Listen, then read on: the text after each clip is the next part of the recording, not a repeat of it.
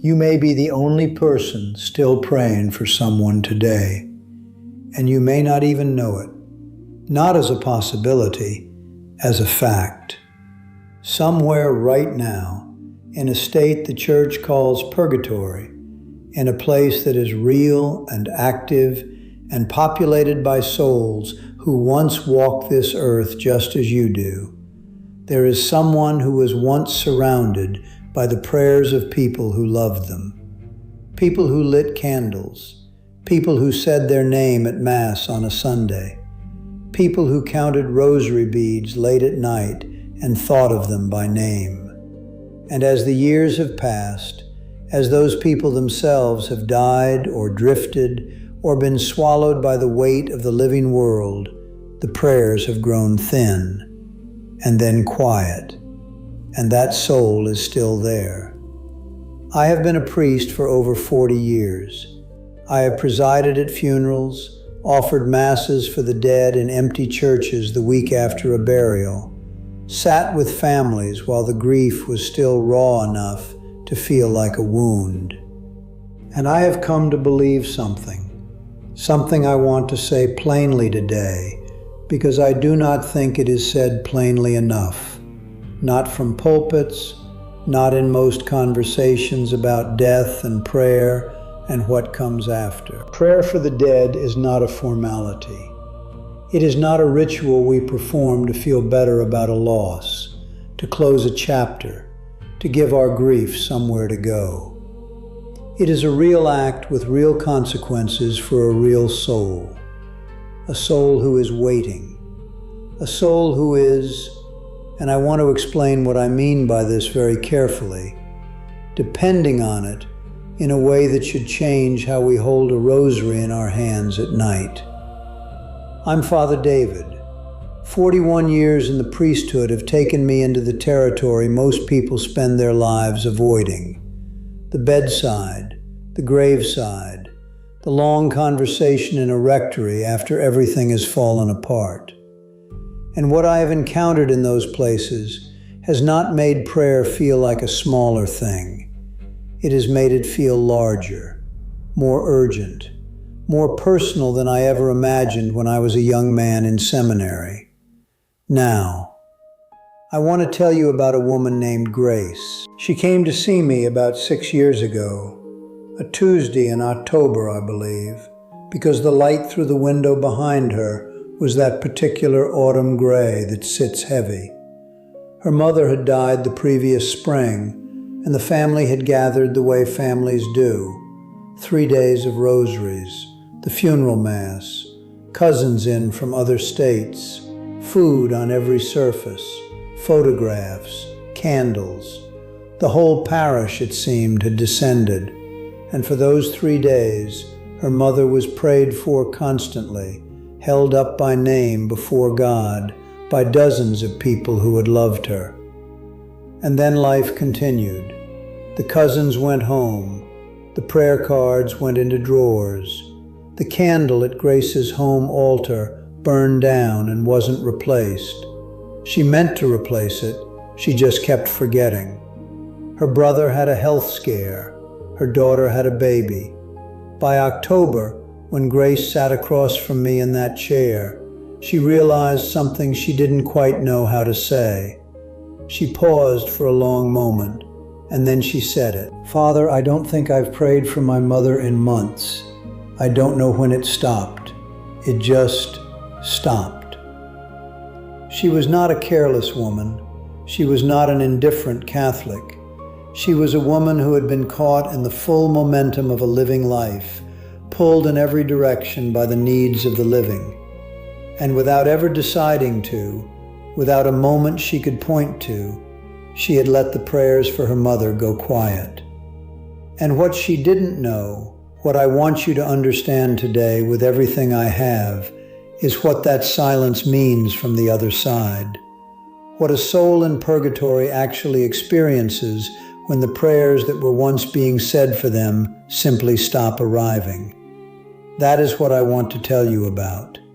Not to place a weight of guilt on your shoulders, that is not what this is, but because I believe that if you truly understood what prayer does, what it accomplishes in that place for that soul, you would never again treat it as a small thing or a later thing or a thing to get back to when life settles down. It doesn't settle down. You know that, and they are still waiting. What the church teaches about this, what the mystics have witnessed, what I have come to understand in 4 decades of walking alongside the dying and the grieving, it goes further than most people expect. And when I show you what it actually looks like, what a soul suffers when the prayers fall quiet and no one speaks their name before God anymore, something is going to come clear for you, something you have already half known but never had the words for. Grace sat with that realization for a long time, several minutes actually, which is a long time to sit in silence across from someone. And when she finally looked up, she said something I did not expect. She said, "But I do pray for the dead every night at the end of my rosary. I always say, 'Lord, have mercy on the souls of all the faithful departed.'" I told her that was good, that it was beautiful, that the church has always commended that prayer. And then I asked her, "When you say that, all the faithful departed, do you have a face in your mind? A specific name?" She thought about it, slowly, the way people do when they realize the answer is going to say something about them they weren't expecting. "My parents," she said, "my husband's mother, a few others." "And your mother?" I said. A pause. "Less so, lately." "And the woman who lived next door to you for 30 years, what was her name?" She told me her name. She said she had died 3 winters ago in January, and that the funeral had been very small because she had no children and her sister had already passed. Grace had attended. She had prayed for her that week, she thought, maybe that month. She hadn't thought of her since. I did not say that to condemn her. I said it because I want you to hear it, to really hear it, and to ask yourself the same question. Because I believe that most of us, without meaning to, have built a kind of inner circle of the dead, the ones we love most, the ones whose absence still makes a particular kind of sound in our lives. And outside that circle, in the outer ring, there are others, a neighbor, a former pastor, an aunt who died without close family, a man from your parish whose name you remember, but whose face is already beginning to blur. Who is praying for them? I want to sit with that question a moment before I answer it, because I do not want to rush past it. Who is praying for them, right now, today? In my 41 years as a priest, I have buried people who had no one, no family left, parishioners whose children had moved away and stopped practicing the faith and would not think to offer a mass or a rosary or even a quiet prayer at the end of a busy day. I have stood at gravesides in cold weather with 2 or 3 other people and committed a soul to God who had once been a whole human life. Someone's father, someone's teacher, someone's friend. And I have thought in those moments with something that I can only describe as urgency. Who is going to pray for this person now? Because purgatory is not a waiting room where time passes pleasantly. The church has always taught, and I believe it completely, that it is a state of real purification, real, specific, purposeful suffering that prepares the soul for the fullness of God's presence, not God's punishment, His mercy, but mercy that has weight. And the prayers of the living, your prayers, said by name, offered with intention, are not decorative. They are not a gesture. They do something. There is a passage in the book of Tobit, chapter 12, verse 12, that most people have never heard read in full. The Archangel Raphael, speaking after he has accompanied the young Tobias on his long journey, reveals who he is and explains what he has been doing all along. And he says this, "When you prayed and when you buried the dead, I brought your prayer before the Holy One. I brought your prayer before the Holy One. Not, I heard your prayer. Not, your prayer was noted. He brought it, physically, spiritually, with intention, before the throne of God. The prayer went somewhere. It was delivered. And the dead were part of that. The act of caring for the dead, of praying for them, of not abandoning them, was itself the thing being presented. That is what your prayer does. That is, I have to be honest with you here, what it means when you say their name before God. Not a formula. An act of love that travels somewhere real. And I want to tell you what happens from the side of the soul being prayed for when that kind of prayer arrives. And what happens when it doesn't. A man named Henry came to see me 8 years ago in the spring. He had recently converted to Catholicism in his mid-50s after a lifetime of no particular faith. And he came with the very particular hunger of a convert, wanting to understand everything as fast as possible. He sat down and immediately asked me, "Father, is purgatory actually painful? Not metaphorically, actually." I told him yes, and the way he went still when I said it, not frightened but taking it in, told me he had been thinking about someone specific. He had been, his father, dead for 11 years. 11 years during which no one in that family had prayed for him once, because no one in that family prayed at all, not yet. "Can you fix that?" he asked. "Even now, 11 years later, does it still count?" That is the question I want to carry into what comes next. Because the answer changed something in Henry, and I believe it is going to change something in you. The answer to Henry's question is yes, it counts. Every prayer counts. A Mass offered today for someone who died 11 years ago, or 40 years ago, or 140 years ago, reaches them. The Church has always taught this, and I believe it without reservation. Because time, from the other side of death, does not work the way it works here. We are inside time, they are not. And God, who is outside time entirely, receives a prayer offered this evening and applies it with complete freedom, including to someone whose death we are still carrying, quietly, in a grief that never quite finished.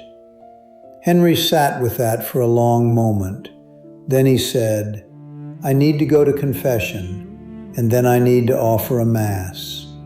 He did both that same week. But his question stays with me, because underneath it was the question I want to answer for you now. Not just can we help a forgotten soul, but what is actually happening to that soul while the prayers are absent? What does the silence feel like from inside it? I want to be careful here, because the Church does not give us a precise map of purgatory. What it gives us is the certain teaching that it is real, that it involves purification, and that the prayers of the living assist the souls there.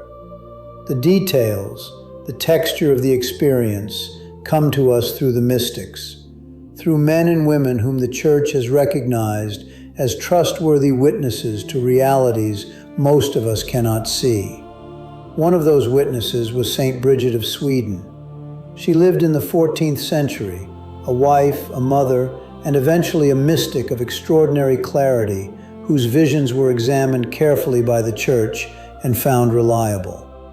In her Revelaciones, she describes receiving accounts from souls in purgatory about the nature of their suffering.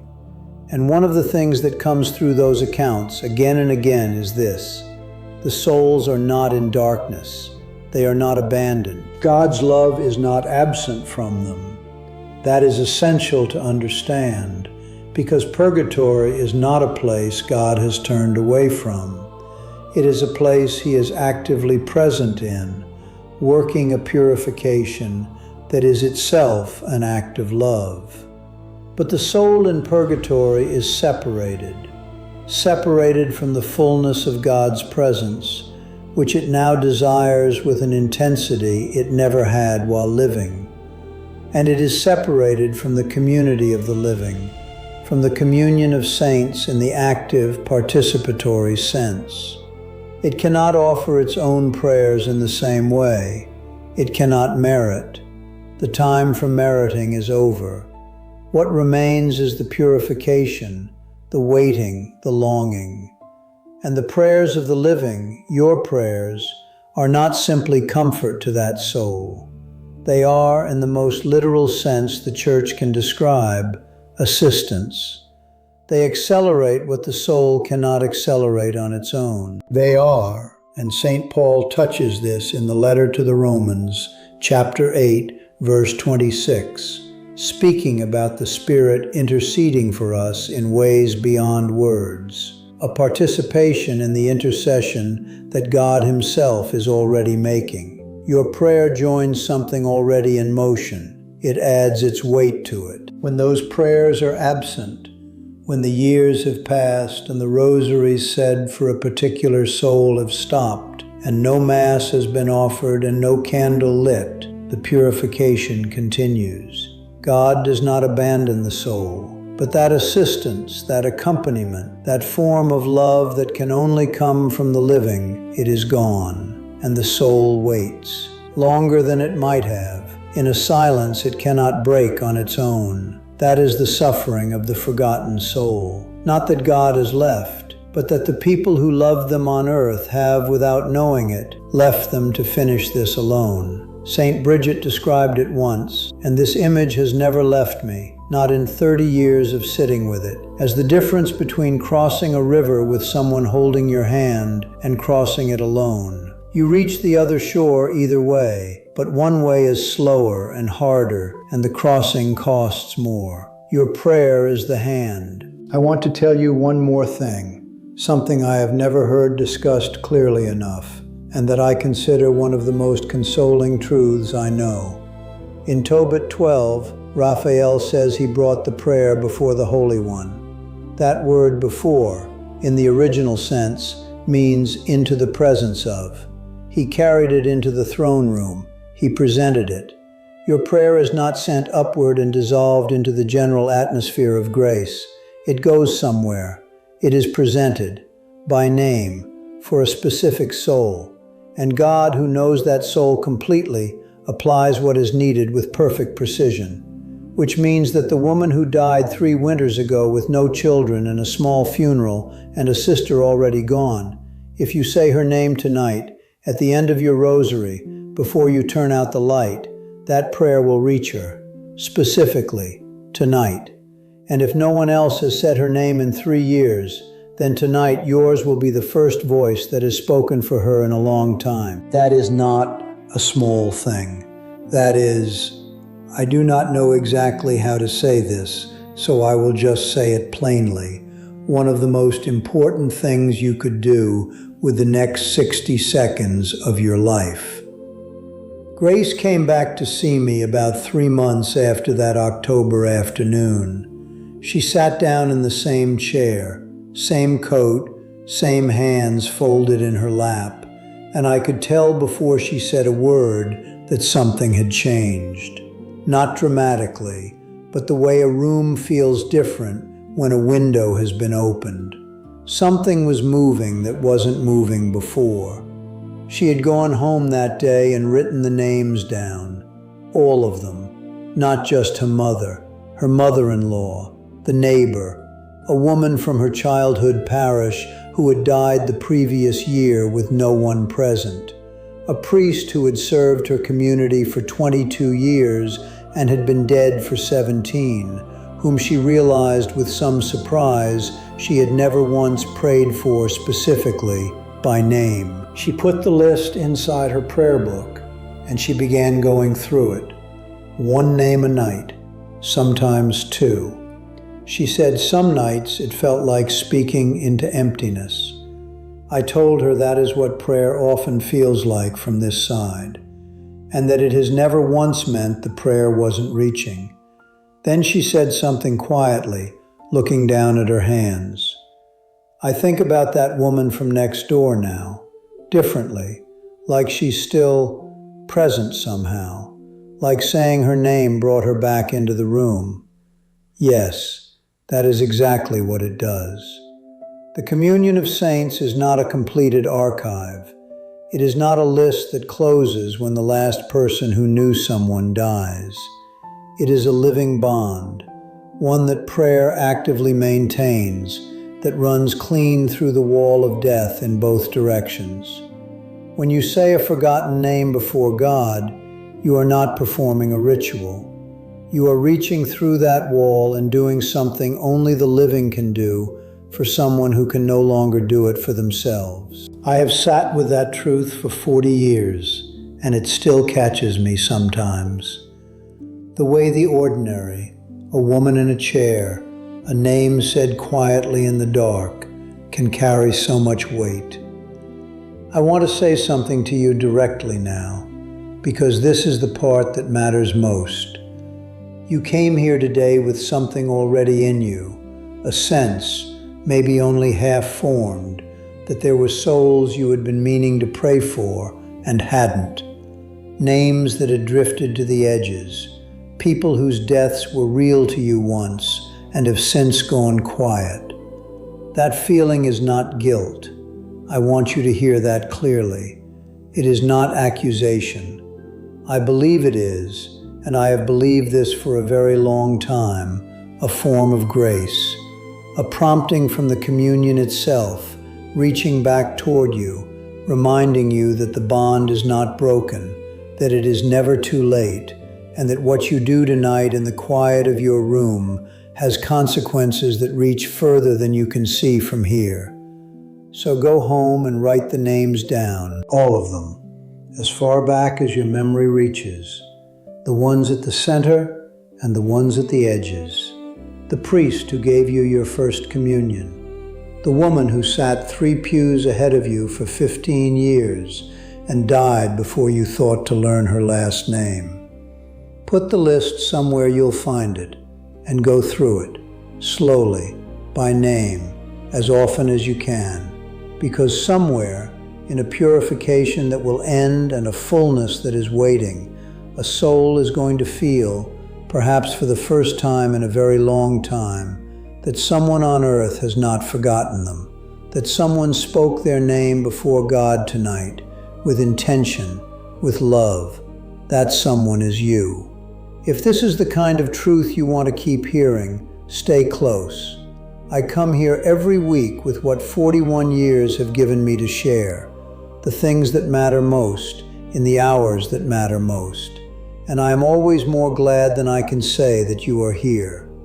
One last thing, and it is not advice, it is a blessing. You have been faithful today, more faithful than you perhaps know. The names you speak tonight will reach, and the God who receives them will recognize every single one. Go, say the names.